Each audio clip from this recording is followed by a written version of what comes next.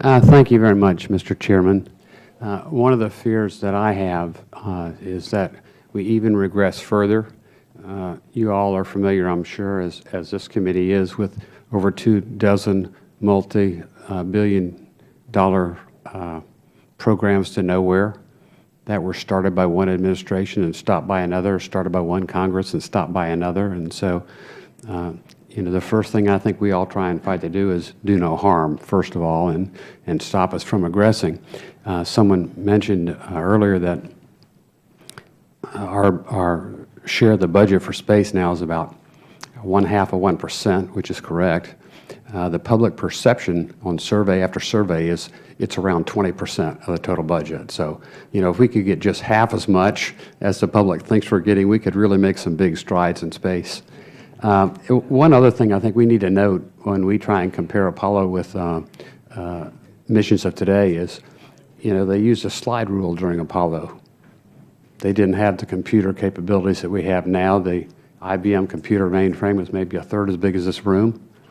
And, you know, you can buy a little credit card size calculator at Walmart for $5. It'll do more than that would back in the day.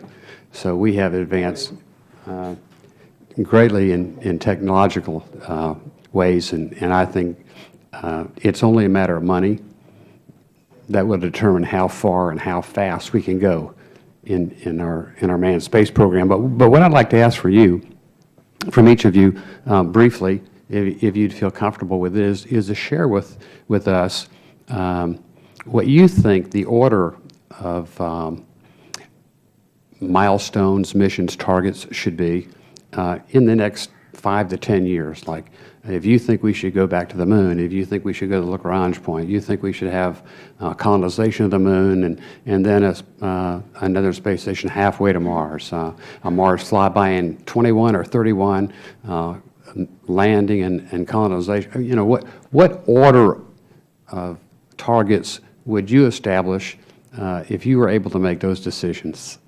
We'll start with Dr. Pace and go down. Thank you, sir.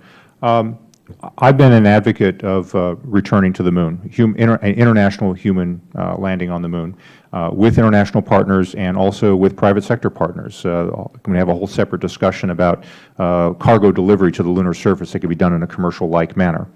But the reason, and I think Mars is the longer-term objective with asteroids in between, the reason for that sequence is that the moon provides the greatest number of opportunities for public and private sector partnership with the United States. The reason why I think the Mars flyby deserves a look is because it demonstrates a lot of technologies that are useful across the board. It would put the U.S. in a position of leadership, and the timing of it would fit, I believe, within the budget profiles that we see going forward. We don't have enough money in the near term to support development of a major lunar lander. We're still developing SLS. We still have the ISS program. So I think from a programmatic and a technical development standpoint, the flyby fits if it's placed in a context of a larger mission. But I'm a fan of returning to the moon first and then moving outward. Thank you. General? Congressman, I'm sort of guided by the Augustine Committee report because I was one of the signatories on that and a member of that activity. We looked at options for our space exploration, human exploration program, whether it should be Mars first, moon first, then Mars, or a flexible path. And all of us sort of decided that the flexible path we thought was the best option for the United States, given our technological presence today and what we need for the future. It gave us an opportunity to visit sites that we'd never visited before, to extend our knowledge of how to operate in space, and whether you consider Lagrange points, asteroids, or orbiting Mars, which was one of the options that we laid out in our report.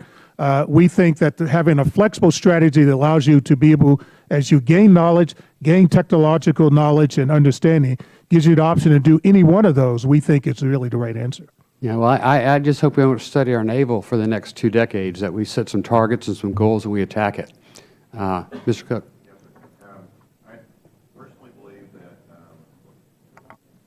I personally believe that we should have a path, and I was one who started the flexible path idea because we needed to start the SLS and Orion when I was still at NASA. However, once those are underway, because those are two critical steps that you lead off with, once you have that, you do need a plan, because it helps you make decisions on those designs even, in terms of where you go and what you do influences how you design things. And so I have always thought that the next logical step is the Moon. Now, in this case, we're talking about a Mars flyby. I don't think that is contradictory. It does feed forward, and the capabilities feed forward to the next steps. This just happens to be a unique planet alignment that allows this mission in the near term. But certainly, lunar exploration is important. Dr. Magnus?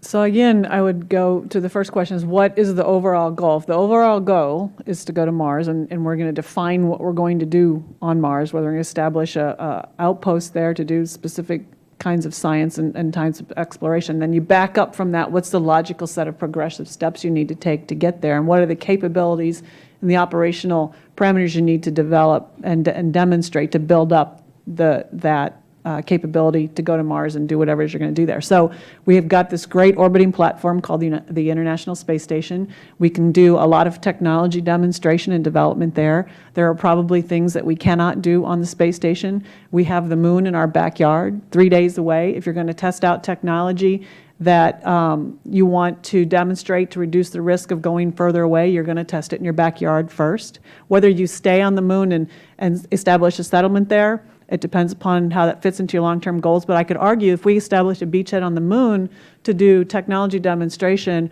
why would we not encourage our private enterprise partners to come and establish work there as we continue to move that boundary out? I mean, think of it as an expanding bubble with the government leading the edge of that bubble, with private enterprise and industry filling in behind us. That's what we're supposed to do as the government, is all of these hard things and break down these barriers. So go to the Moon, you test what you need to do on the Moon, but as the government, you keep pushing that boundary. Our plan should keep pushing that boundary. Do you go to cislunar space? Perhaps, if there's capabilities you need to develop there. Do you do a flyby of Mars? Perhaps, if that demonstrates the buildup of that risk reduction and the technology demonstration you need to do in order to put people on the surface. So it builds out very logically, and it's in a higher strategy of how you bring everybody along with you, internationally and in the private enterprise. That's how I would approach it. Thank you. All good answers. Thank you, Mr. Chairman. Thank you, Mr. Posey.